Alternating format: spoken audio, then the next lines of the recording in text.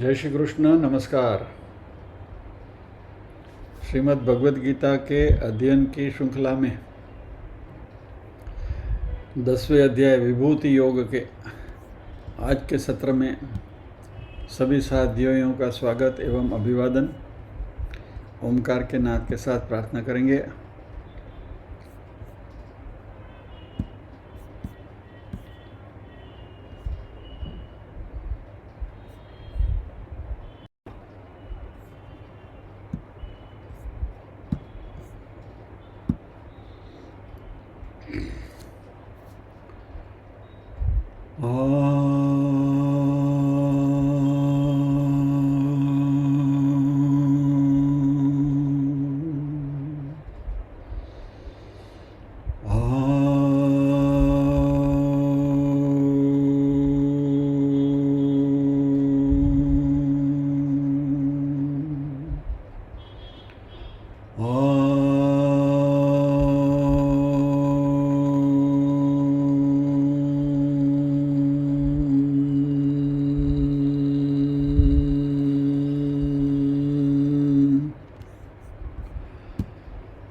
वक्रतुंड महाकाय सूर्यकोटिसमप्रभ निर्विघ्नं कुरु मे देव सर्वकार्येषु सर्वदा। या कुन्देन्दुतुषारहारधवला या शुभ्रवस्त्रावृता या वीणावरदण्डमण्डितकरा या श्वेतपद्मासना या ब्रह्माच्युतशङ्करप्रभृतिभिर्देवैः सदा वन्दिता सा मां पातु सरस्वती भगवती निःशेषजाड्यापहा। वसुदेवसुतं देवं कंसचाणूरमर्दनं देवकी परमानन्दं कृष्णं वन्दे जगद्गुरुम्। ॐ सहना भवतु सहनौ भुनक्तु सह वीर्यं करवावहै तेजस्विनावधीतमस्तु मा विद्विषावहै। ॐ शान्ति शान्ति शान्तिः। यत्र योगेश्वर कृष्णो यत्र पार्थो धनुर्धरः तत्र श्रीर्विजयो भूतिर्ध्रुवा नीतिर्मतिर्मम।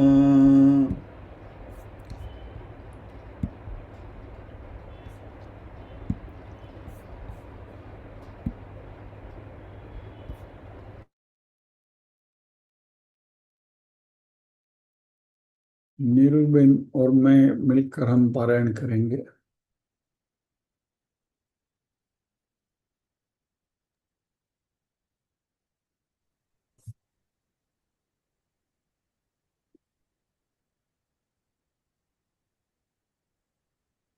नीरूबेन आज શરૂઆત હું કરું છું। શરૂઆત હું કરું છું એટલે પેલા શ્લોક ઓલ્ટરનેટ થઈ જાય, નહીં તો એના શ્લોક આપણે બેને ભાગે આવશે। ભલે। ઓમ શ્રી પરમાત્મને નમઃ। अथ दशमोऽध्यायः विभूतियोगः। श्रीभगवानुवाच भूय एव महाबाहो शृणु मे परमं वचः यत्तेऽहं प्रीयमाणाय वक्ष्यामि हितकाम्यया। न मे विदुःसुरगणः प्रभवन्न महर्षयः अहमादिर्हि देवानां महर्षीणां च महर्षीणां च सर्वशः। यो मामजमनादिं च वेत्ति लोकमहेश्वरम् असम्मूढसमर्थ्येषु सर्वपापैः प्रमुच्यते। बुद्धिर्ज्ञानमसम्मोहः क्षमा सत्यं दमः शमः सुखं दुःखं भवो भावो भयं चाभयमेव च।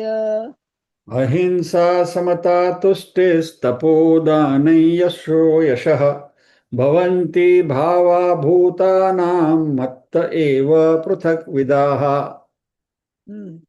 महर्षयः सप्त पूर्वे चत्वारो मनवस्तथा मद्भावा मानसा जाता येषां लोक इमः प्रजाः।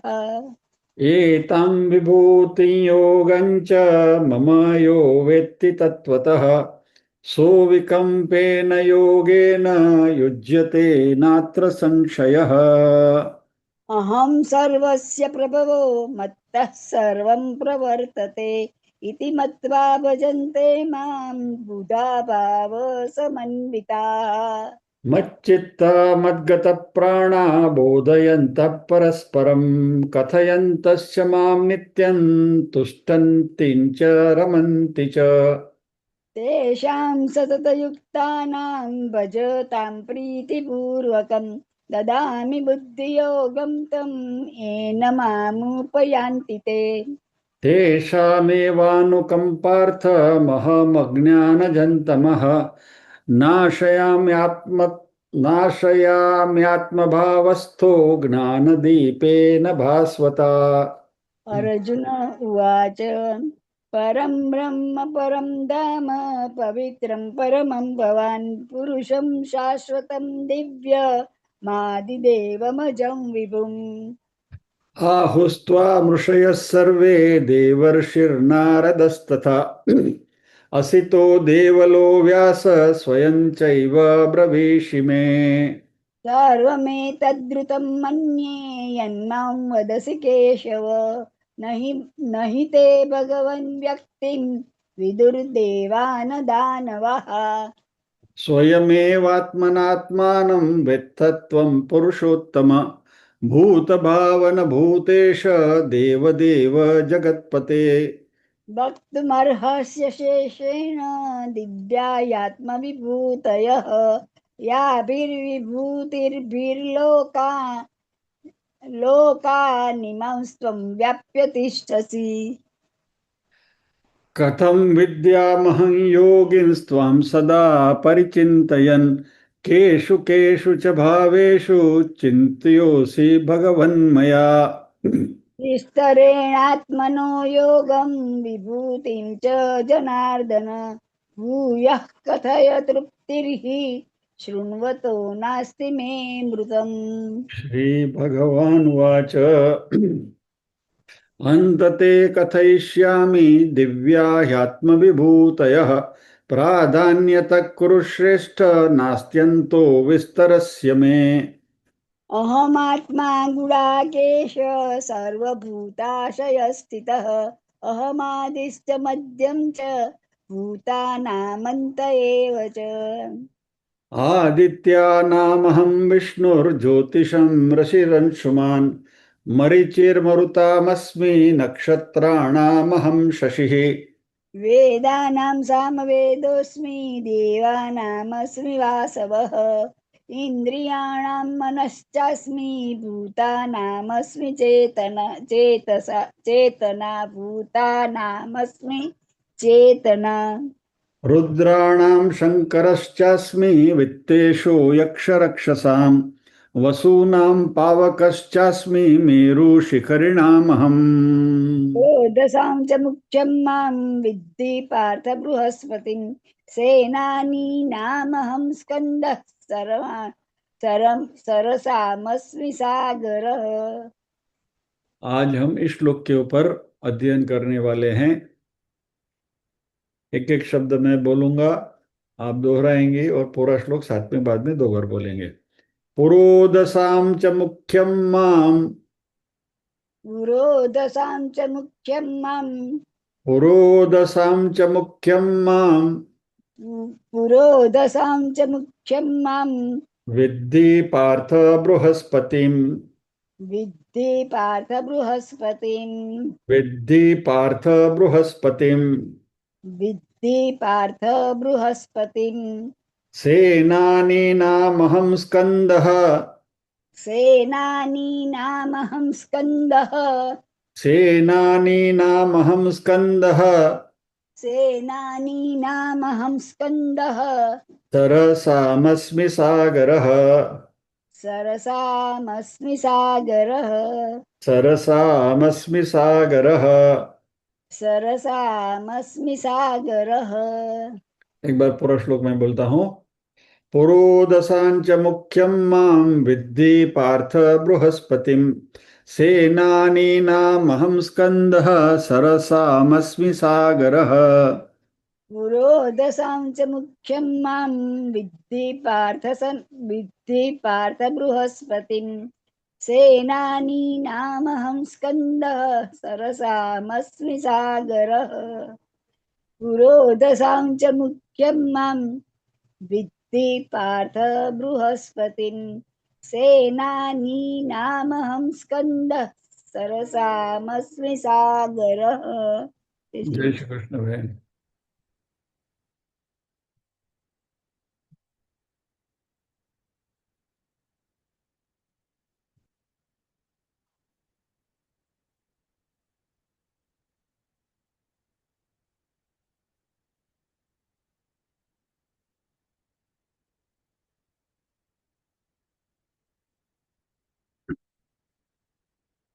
पुरोदसां च मुख्यं मां विद्धि पार्थ बृहस्पतिम्।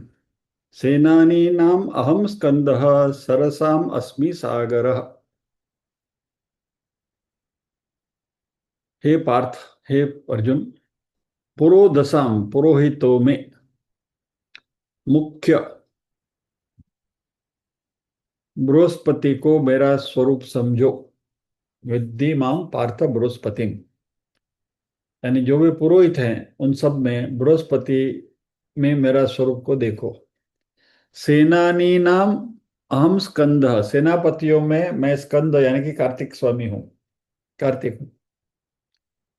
और सरसाम जलाशयों में सागर अस्मि, मैं सागर यानी कि मैं समुद्र हूं। यानी संसार के संपूर्ण पुरोहितों में और विद्या बुद्धि में बृहस्पति श्रेष्ठ है। ये इंद्र के गुरु तथा देवताओं के कुल पुरोहित हैं। इसलिए भगवान ने अर्जुन से बृहस्पति को अपनी विभूति जानने मानने के लिए कहा है कि पुरोहितों में मैं बृहस्पति हूँ। स्कंद कार्तिकेय शिव जी के पुत्र हैं। इनके 6 मुख, इसलिए उनको षण्मुख कहा गया है। 12 हाथ हैं, देवताओं के सेनापति हैं, संसार के संपूर्ण सेनापतियों में श्रेष्ठ हैं। इसलिए भगवान उनको अपनी विभूति बता रहे हैं। सरसाम अस्मि सागर, इस पृथ्वी पर जितने भी जलाशय है उसमें समुद्र यानी कि सागर सबसे बड़ा है। समुद्र संपूर्ण जलाशयों का अधिपति है, क्योंकि सभी नदियों की धाराएं समुद्र की ओर ही बहती हैं और हमेशा अपनी मर्यादा में रहता है, गंभीर है। इसलिए भगवान ने इसको अपनी विभूति बताया है। यहाँ इन विभूतियों की जो अलौकिकता दिखती है वह खुद उनकी खुद की नहीं, प्रत्युत भगवान की है और भगवान से ही आई है। अतः इनको देखने पर भगवान की ही स्मृति होनी चाहिए।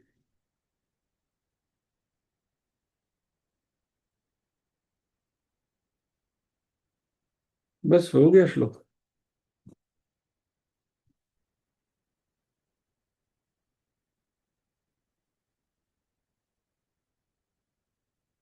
असं कसं चालणार?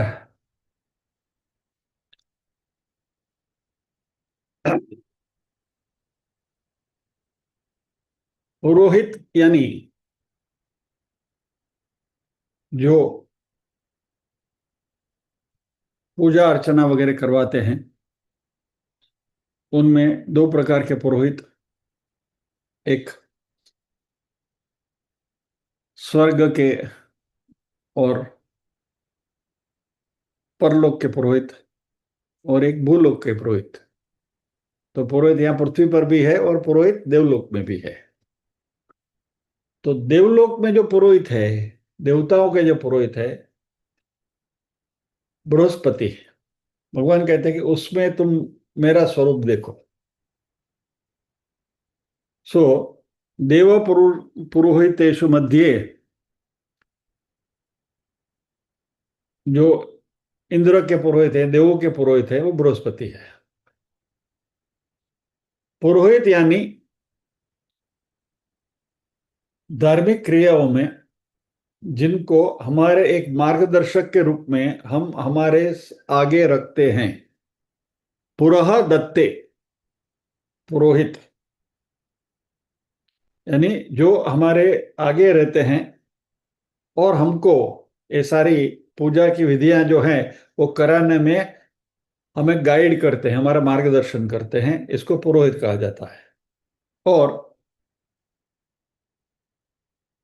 ये सारे पुरोहित भूतल के और स्वर्गलोक के और देवलोक के जहां भी जो भी पुरोहित का कार्य करते हैं, उनमें से श्रेष्ठ पुरोहित जो है बृहस्पति, वो मैं हूं।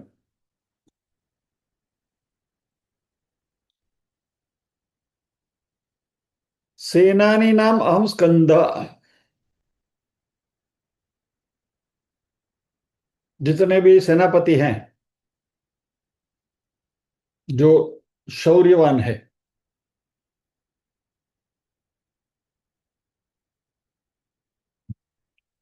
तो देवसेना के जो सेनानी है, कमांडर इन चीफ जो है,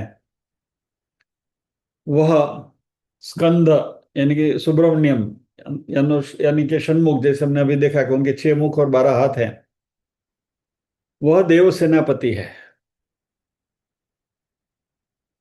अभी स्कंद का अर्थ है प्रकट होना या तो बाहर प्रवाहित होना, फ्लो आउट। तो एक कार्तिक स्वामी का नाम स्कंद क्यों बताया गया है?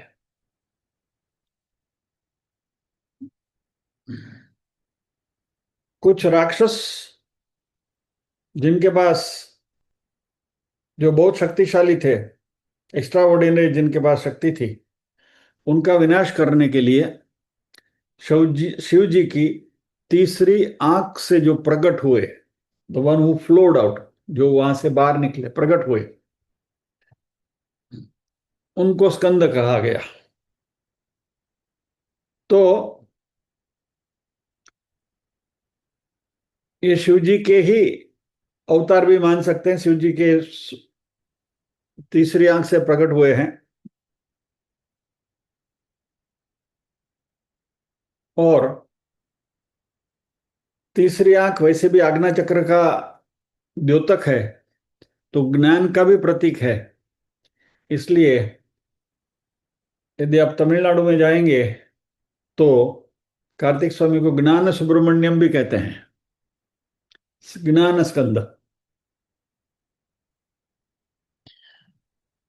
तो पुराणों की कहानियों के अनुसार स्कंद, कार्तिक स्वामी देवों के सेनापति हैं, बेस्ट कमांडर इन चीफ। और भगवान कहते हैं कि मेरी विभूति उसमें देखो। तीसरी बात परमात्मा कर रहे हैं, सरसाम अस्मि सागर। जितने भी जलाशय हैं उसमें मैं सागर हूं, समुद्र, ओशन, जिनकी भगवान की विभूति के रूप में पूजा करनी चाहिए। किसी भी जलाशय की हम पूजा करते हैं, लेकिन सागर उसमें विशेष है। अभी जो आपसे यहाँ जो बात होने वाली है, ये पुराणों से उद्धृत की गई है, लंबी कहानी है। और पुराणों की कहानी में तो आपको मालूम है कि उसके अलग अलग वर्जन्स मिलते हैं। इनमें से एक वर्जन आपके सामने यहाँ ये सागर के लिए प्रस्तुत किया जा रहा है।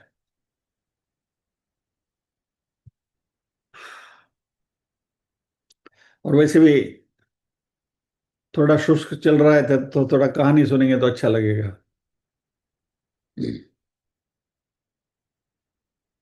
ये कहानी कई पुराणों में है, रामायण में भी है। और राम और लक्ष्मण को जब विश्वामित्र लेकर गए थे राक्षसों के संहार के लिए, तभी उनको जो कहानियां कही गई थी विश्वामित्र जी के द्वारा, उनमें से एक कहानी विश्वामित्र ने जो कही थी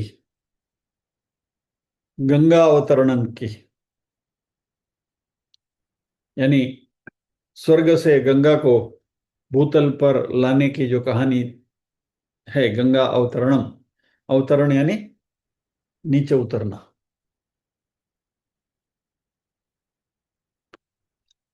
सागर राजा नाम के राजा थे और उनके कई पुत्र थे। और पुराणों के अनुसार उनके 60,000 और एक पुत्र थे, 60,001। अभी मैं दोबारा आपसे कह देता हूं, जब भी पुराणों की बात आती है तो खाली सुनने का, उसमें लॉजिक नहीं लगाने का। दिमाग लगाने जाओगे तो पागल हो जाओगे। तो इसलिए जो कहा जा रहा है वो पुराणों से उद्धृत किया गया, मात्र सुनते जाओ और उसका आनंद लो। तो उनके 60,000 और एक पुत्र थे। पूरे सागर के पुत्र थे, इसलिए उनको सागराहा कहा जाता। बराबर। जैसे वसुदेव के पुत्र वासुदेव कहा जाता है, वैसे सागर के जो पुत्र है वो सारे सागर कहे जाते थे। पिता का नाम अंग्रेजी में लिखेंगे आप तो SAGAR है, सगर ऐसा लिखा जाएगा। और उनके पुत्रों का नाम लिखेंगे तो SAAGAR है, सागर। तो जो 60,000 एक थे वो सब सागर कहलाते थे, सगर के पुत्र। अभी उनमें से एक पुत्र जो था उसका नाम था असमंजस, असमंज। वैसे असमंज यानी जिसके बुद्धि थोड़ी कम है, अंग्रेजी में कहें तो इडियट, वैसा एक पुत्र भी था जिसका नाम असमंज था। लेकिन वो इडियट नहीं था, खाली नाम उसका असमंज था। सागर राजा को अश्वमेध यज्ञ करना था। और अश्वमेध यज्ञ में तो आपको मालूम है कि एक बहुत सुदृढ़ शक्तिशाली घोड़े को तैयार किया जाता है और उसके साथ उस राजा का सैन्य उसके पीछे पीछे चलता है। और ये घोड़ा जहां जहां जाता है उस राज्य के साथ इस राजा का सैन्य युद्ध करता है और उस राज्य को परास्त करना पड़ता है, तब जाकर ये अश्वमेध यज्ञ पूरा हो सकता है। अभी अश्वमेध यज्ञ करने से, और खास करके जहां भी यज्ञ याग आदि का कार्य होते हैं ना, तो कल ही हमने देखा था ना कि यज्ञ करने से पुण्य बहुत मिलता है। तो पुण्य मिलेंगे तो कहाँ जाएंगे? स्वर्ग में जाएंगे। और बहुत सारा पुण्य मिलेंगे तो इंद्र जो है, इट इज ऑल्सो डेजिग्नेशन, तो इंद्र की कुर्सी भी मिल जाएगी। तो सगर राजा ने जब ये अश्वमेध यज्ञ की शुरुआत करी तो इंद्र हिल गए, ये तो गड़बड़ हुई। तो इंद्र क्या करते थे कि पृथ्वी पर जहां जहां यज्ञ याग आदि के कार्य होते थे वहां जाकर कुछ न कुछ विघ्न डालने का कार्य वो करते थे। तो यहां जैसे सगर राजा ने अश्वमेध यज्ञ की शुरुआत करी और अश्व को छोड़ा और उसके पीछे इस सगर राजा के 60,000 और एक पुत्र सैन्य लेकर चल रहे थे, उसमें से इंद्र ने कुछ माया जाल रचाकर उस अश्व का हरण कर लिया, घोड़े को चुरा लिया।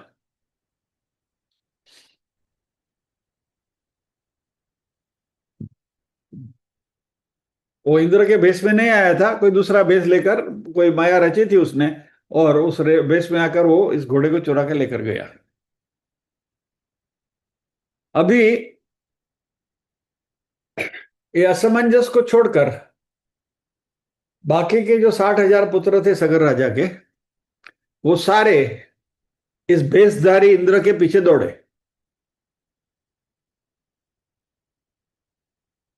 अभी इंद्र को लगा कि अभी इनसे बचना मुश्किल है,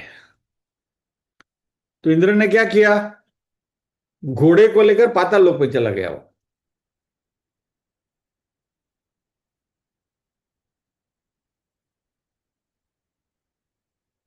दिमाग लगाना मना है,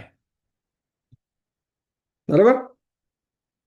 तो घोड़े को लेके पाताल लोक में, अभी वो छोटे बच्चे को हम कहानी जैसे करते हैं ना, वैसी कहानी है, तो सुनते जाइए। तो इंद्र घोड़े को लेकर पाताल में चला गया। कैसे गया पूछो मत। अभी सगर के जो 60,000 पुत्र थे, वह उसको छोड़ने वाले नहीं थे, तो उनको पूछा करना था।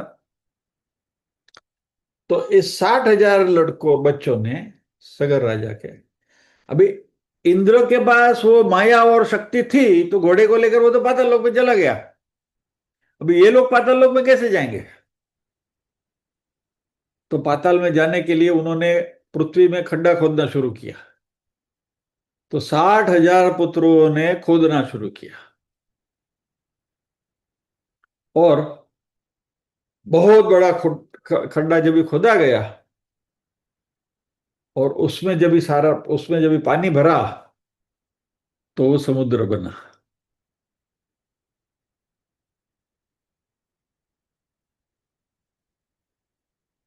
अभी इंद्र को पता चला कि ये लोग पाताल में भी आ रहे हैं, तो इंद्र ने क्या सोचा कि यदि मैं घोड़ा लेकर साथ में जाऊंगा तो ये घोड़े के पीछे पीछे मेरे पीछे आएंगे, और मेरी जान पे खतरा है।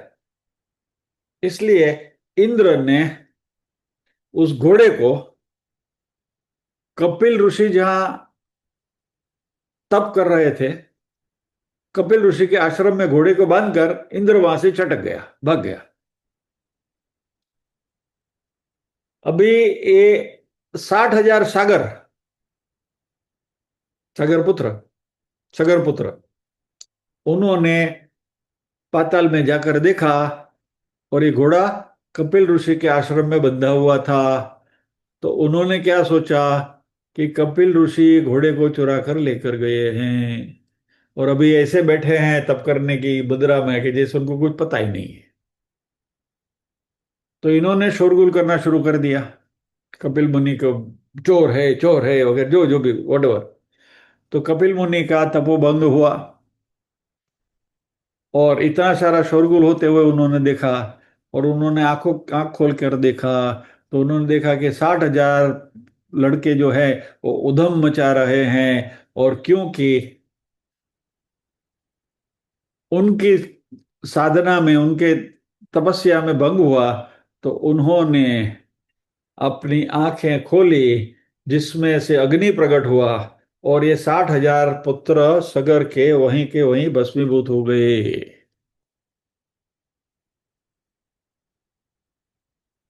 सो दे गोट बर्न डाउन टू एशिस। और फिर कपिल मुनि तो अपने तपस्या करने बैठ गए, नहीं कुछ हुआ ही नहीं। ऐसा इलेक्ट्रिक का शॉक लगता है, खट करके झटका लगता है और आदमी गिर के मर जाता है, वैसा स्पिरिट ट्यूशन हुआ, स्पिरिचुअलिटी के एलोक्यूशन हुआ। तो ये सब गए।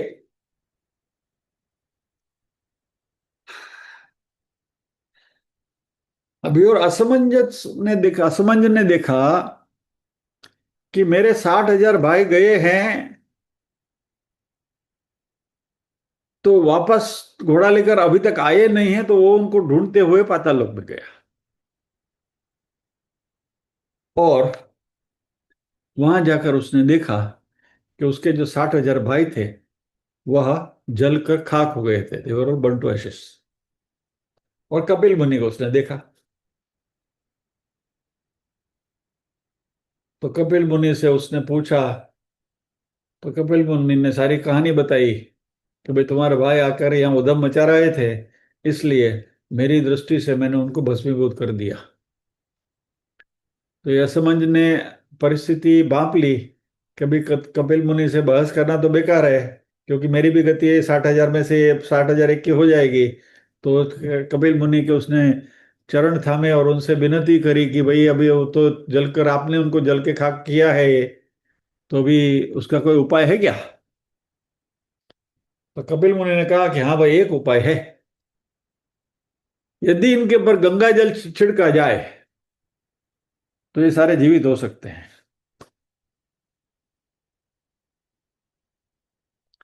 तो असमंजस वापस आया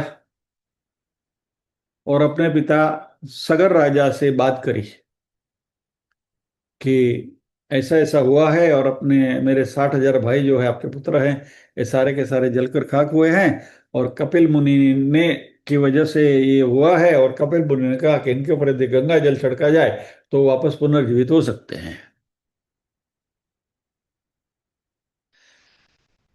तो अभी सगर तो बूढ़े हो गए थे, तो कुछ ज्यादा पराक्रम नहीं कर सकते थे, और गंगा तो तभी स्वर्गलोक में थी। तो ये प्रोजेक्ट उन्होंने ये बेटे को सौंपा, असमंजस को, कि भाई बेटा अभी तू ही उसको संभाल ले, मेरी तो शक्ति के बाहर की चीज है ये। तो असमंजस ने अपनी रीत से कोशिश करी गंगा को स्वर्ग से पृथ्वी पर लाने के लिए, लेकिन उसको इसमें सफलता नहीं मिली। तो असमंज का एक बेटा था अंशुमान करके। तो ये प्रोजेक्ट जो सगर राजा ने असमंजस को दिया, असमंजस ने प्रोजेक्ट अपने बेटे अंशुमान को थमाया कि बेटा अभी ये काम तुमको पूरा करना है। और वो तो पुराने जमाने के बेटे थे ना, तो पिताजी का काम मानते थे। अभी के बेटे नहीं, बोलो तुमको नहीं कर पाए तो अभी मैं क्या करूंगा, जाने दो। पुर के गए बाढ़ में। ये तो ओबीडियंट बेटा था। तो अंशुमान ने सोचा कि चलो मैं कोशिश करता हूं। नहीं, भाई तीसरी पीढ़ी पर आ गई बात। सगर राजा, Asamanj, Anshuman. Anshuman was also unsuccessful, उसको भी कोई सफलता नहीं मिली। फिर अंशुमान ने अपने बेटे भगीरथ को एक कार्य सौंपा। Project was handed over to Bhagirath. और इसलिए जो भी कोई मुश्किल काम हम करते हैं तो उसको हम कहते हैं भगीरथ प्रयत्न। ये फ्रेज वहां से आया। तो भगीरथ ने प्रयत्न करना शुरू किया। तो भगीरथ ने तप करना शुरू किया गंगा जी को प्रसन्न करने के लिए, कि स्वर्ग से आप पृथ्वी पर आइए।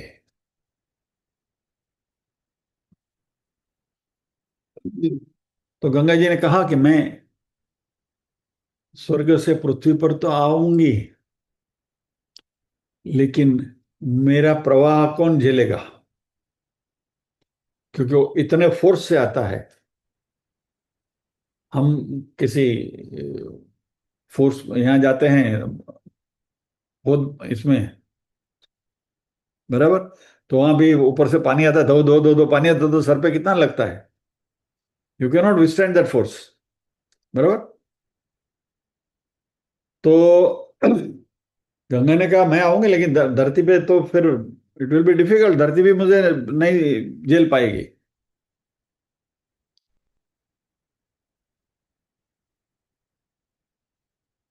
तो उसने पूछा कि भाई तो फिर ये इसका करें क्या, आपको मुझे मेरे जो पुरखे हैं उनको जीवन दान देना है, और आपके जल से उनकी जो राख है उसको सींचना है, तो आपको पृथ्वी पे तो आना पड़ेगा।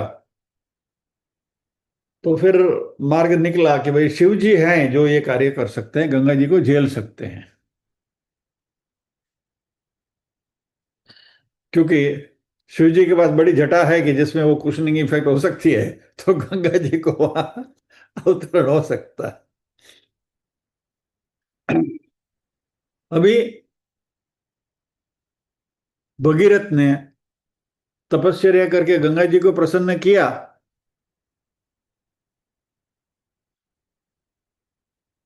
और पुराण में ऐसा लिखा है कि उसने 1000 वर्ष तपश्चर्या करी तभी गंगा प्रसन्न हुई। अभी शिव जी को प्रसन्न करने के लिए उसने तपश्चर्या का आरंभ किया, और वापस 1000 वर्ष उसने शिव जी की तपस्या करी। बराबर। तो पहले 1000 वर्ष की तपस्या गंगा जी को प्रसन्न करने के लिए, बाद में 1000 वर्ष की तपस्या भगवान शिव जी को प्रसन्न करने के लिए, और भगवान शिव जी प्रसन्न हुए और कहा कि ठीक है, मैं गंगा को अपनी जटा में झेल लूंगा। लेकिन शिव जी ने सोचा कभी गंगा को भी कुछ पाठ तो पढ़ाना पड़ेगा, क्योंकि काफी अहंकारी हो गई है, she has become very arrogant, अपने आप को समझती क्या है। तो शिव जी ने कहा क्या, गंगा से कहो कि वो अवतरण करे, मैं उसको मेरी जटा में जेल लूंगा। तो गंगा जी का अवतरण हुआ शिव जी की जटा के ऊपर, और शिव जी ने पूरी गंगा को अपनी जटा के अंदर समा लिया। यानी तो गंगा ऊपर से स्वर्ग से नीचे उतरी, पृथ्वी लोक पर शिव जी ने उसको झेल लिया, और अपनी घटा में जटा में उसको बांध के रख दिया। और गंगा को जटा में बांध के शिव जी वापस तब तब करने बैठ गए, कि शिव जी का फेवरेट एक्टिविटी थी ना, जब भी शिव जी तब में बैठे हैं, बैठ गए आके उनके। अभी भागीरथ का प्रॉब्लम हो गया कि तो आसमान से टपका, खजूर पे लटका, गंगा आ तो गई लेकिन अभी तो शिव जी की जटा में फंस गई, अभी क्या करें। क्योंकि जब तक ये पानी पहुंचे नहीं वो 60,000 की इसके ऊपर, रखिया के ऊपर, तब तक तो प्रोजेक्ट अधूरा रह जाएगा।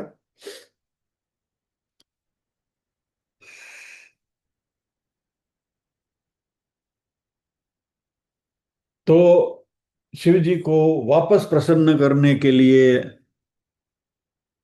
भगीरथ ने शिव जी की तपस्या करना शुरू किया। उसको लगा कि अभी वापस शिव जी यदि गुस्सा हो गए और वो कपिल मुनि की तरह वापस जला के मुझे क्या कर दिया, तो वापस प्रोजेक्ट अधूरा रह जाएगा। इसलिए शांति से बैठकर वो शिव जी का तप करने लगा।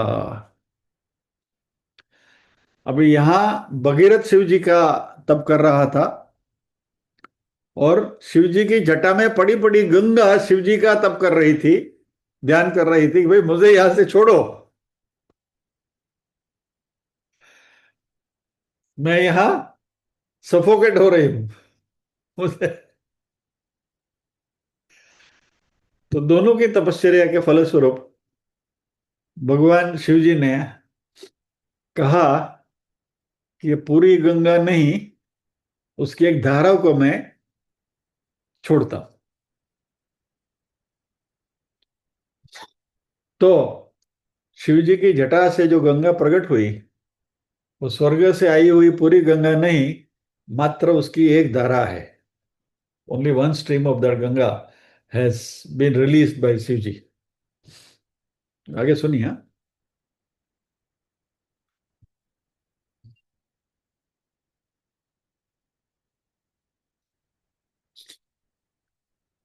इसकी एक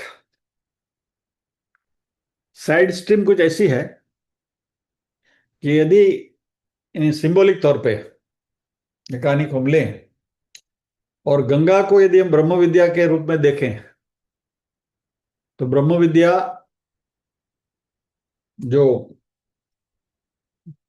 पराविद्या है, वो शिव जी ने अपनी जटा पर, यानी कि अपने मस्तिष्क पर झेली, और उसमें से कुछ विजडम शिव जी ने हमें यहाँ धरती पर दिया। यानी कि जो हमारे पास जो है वो ओरिजिनल ब्रह्म विद्या का एक अंश मात्र है। इसलिए शिव जी का जो हम चित्र देखते हैं उसमें से गंगा जी का एक प्राकट्य हमको दिखता है उसमें से एक्सट्रीम, बराबर।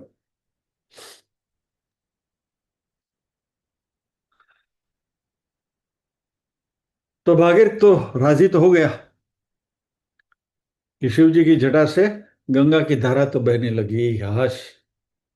तो उसने गंगा जी से कहा कि आप पृथ्वी पर आई हैं तो भी मेरे साथ पाताल लोक में चलिए, क्योंकि वो तो सब वहां पड़े हैं कपिल मुनि के आश्रम में।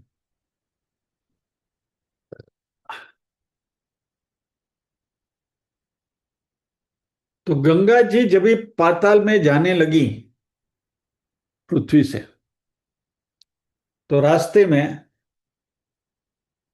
जानु महर्षि का आश्रम आता था। और जाते जाते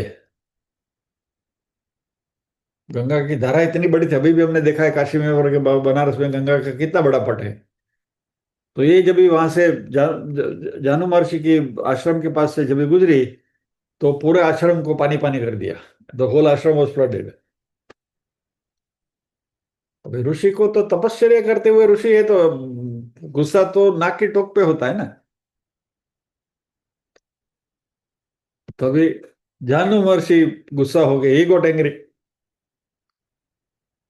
तो उसने क्या किया, पूरी गंगा को पी गए। तो गंगा स्वर्ग से उतरी, शिव जी की जटा में फंस गई, वहां से थोड़ी सी उसका एक अंश बाहर निकला, वो जानो ऋषि पी गए। अभी गंगा जी जानो ऋषि के उदर में। तभी वहां गंगा जी ये होने लगी, छटपटाने लगी। सफोकेशन वहां भी हो रहा था। और अभी भगीरथ लटक रहा है कि ये तो मैं इतना भगीरथ कार्य करते हुए भी मेरा कुछ काम नहीं बन रहा है।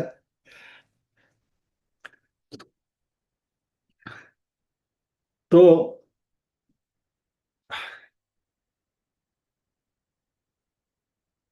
भगीरथ ने फिर भी शांति रखी, धैर्य रखा।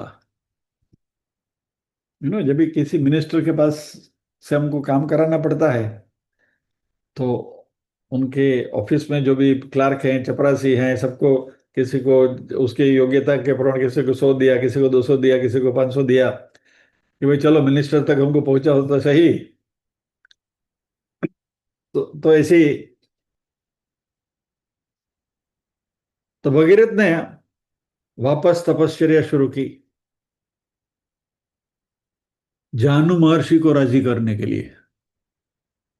तो उसकी पहली तपस्या गंगा जी को राजी करने के लिए, दूसरी तपस्या शिव जी को राजी करने के लिए, फिर अभी जानु महर्षि को राजी करने के लिए।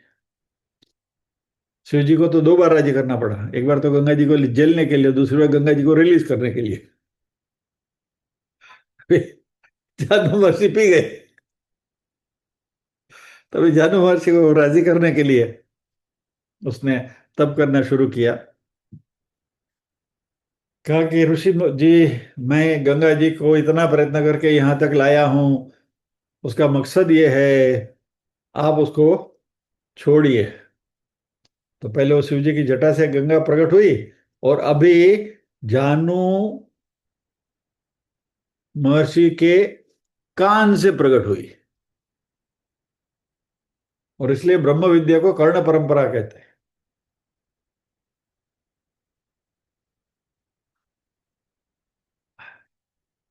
भाई गंगा जी क्योंकि जानु महर्षि के कान से प्रकट हुई इसलिए गंगा जी को जानवी कहते हैं। गंगा का नाम जानवी वहां से आया, बराबर।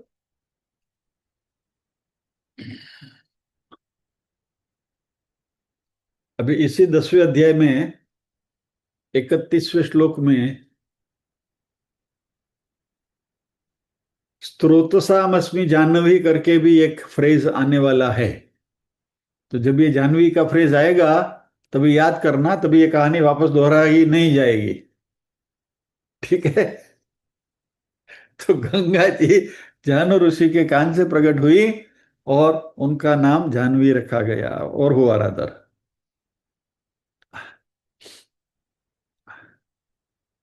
तो गंगा जी फाइनली जाह्नवी ऋषि के कान से प्रकट होकर जाह्नवी बनकर पाताल लोक में आई। सगर के जो 60,000 पुत्र वहां पड़े थे, गंगा जल से उनको, उनकी जो राख ऐश थी उसको सींचा गया। जिस कपिल मुनि के जिस आश्रम में उनको जला के खाक कर दिया था कपिल मुनि ने, उस जगह का नाम है कपिलारण्यम, जो पाताल लोक में है। और कांची पीठ के परम आचार्य ने इसका कुछ इंटरप्रिटेशन कुछ अलग तरीके से किया है। भारत से यदि आप जमीन में खुदाई करते जाओ तो कहां पहुंचोगे? अमेरिका। तो अमेरिका में जो कैलिफोर्निया है ना, वो कपिलारण्यम है।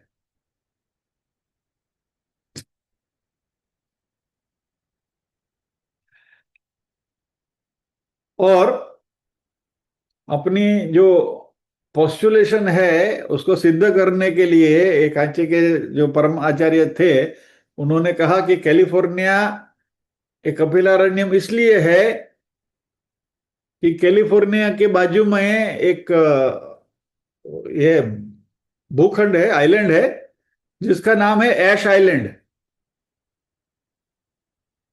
तो ये सागर पुत्रों की राख ऐश वहां पड़ी थी, और that is that ash island, क्योंकि 60,000 वहां जल के खाक हुए थे। तो इस तरीके से भगीरथ ने सागर पुत्रों की, सागर पुत्रों की उनकी जो राख थी उसको गंगा जल से सींचा और इन सब का उद्धार किया। और सागर पुत्र ने जो खड्डा खोदा था, इसका नाम इसलिए सागर बना। और ये भगवान कहते हैं कि सरसम अस्मि सागर, जलाशयों में मैं सागर हूं।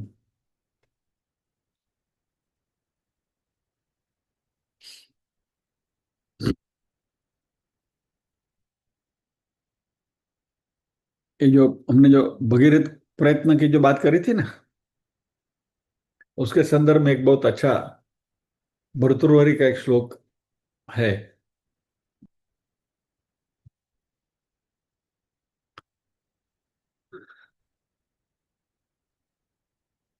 प्रारभ्यते न खलु विघ्न भयेन नीचै, सॉरी, प्रारभ्यते न खलु विघ्न भयेन नीचै, प्रारभ्य विघ्न विहिता विरमन्ति मध्याः, विघ्नैः पुनः पुनरपि प्रतिहन्यमाना, प्रारब्धमुत्तम जना न परित्यजन्ति। यानी कि ये भगीरथ की कहानी से हमको प्रेरणा क्या लेनी है? तो भर्तृहरि का ये श्लोक,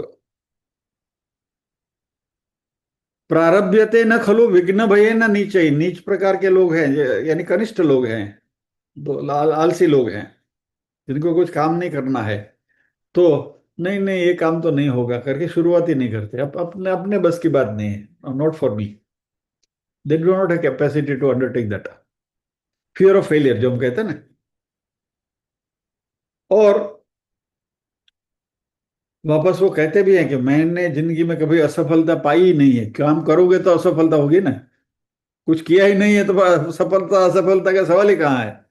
पढ़े नहीं वे कुछ कर, सफलता की या असफलता के लिए कुछ करना तो पड़ेगा।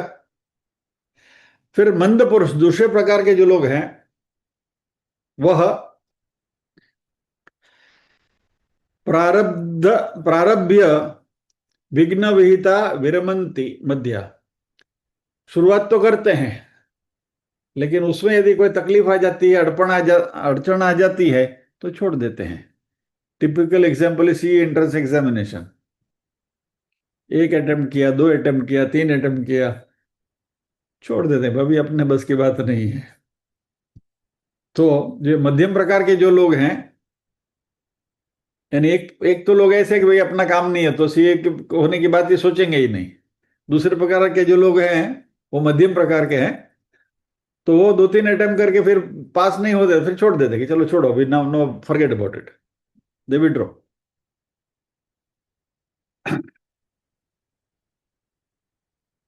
और उत्तम पुरुष जो हैं वो अपना प्रयत्न चालू रखते हैं, इसलिए उसको भगीरथ प्रयत्न कहा जाता है, जब तक उनको सफलता नहीं मिलती। तो सीए की एनोलॉजी लेते हैं तो हमारे दिल्ली में बैठे हैं, तो वो भगीरथ प्रयत्न किए थे उन्होंने। तो विघ्ने पुनः पुनरपि करते रहते हैं, ऑब्स्टिकल आने के बावजूद भी, तकलीफ आने के बावजूद भी। तो पहले गंगा जी ने मना किया, फिर उस उन्होंने हाँ भरी तपश्चर्या करने के बाद फिर शिव जी को मनाया, शिव जी को 2 बार मनाया, फिर जाह्नवी महर्षि को मनाया, इतने सारे ऑब्स्टेकल्स आए, इतने सारी बाधाएं आई, और भगीरथ ने कहा कि कार्यम साधयामि वा देहम पातयामि, मैं या तो देह छोड़ूंगा नहीं तो कार्य सफल करूंगा। तो ये भगीरथ प्रयत्न है। तो इसलिए ऐसे गंगा जी को भगीरथ लेकर आए। So ideal example of perseverance जिसको हम कहते हैं ना, दृढ़ता का ये एक ज्वलंत उदाहरण है।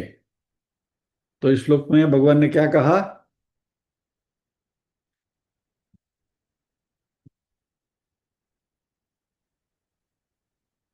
पुरोदसां च मुख्यम माम विद्धि पार्थ बृहस्पतिम, सेनानीनामहं स्कंदः सरसामस्मि सागरः। यानी जो पुरोहित हैं उनमें मैं बृहस्पति हूँ, सेनापतियों में मैं स्कंद हूँ, कार्तिक हूँ, और जलाशय में मैं सागर हूँ। तो अपनी और विभूतियों के बाद भगवान अगले श्लोकों में जारी रखेंगे। अगले शनिवार हम फिर मिलेंगे, भगवान की और विभूतियों के बारे में चर्चा करेंगे। तो प्रार्थना के साथ विराम लेंगे।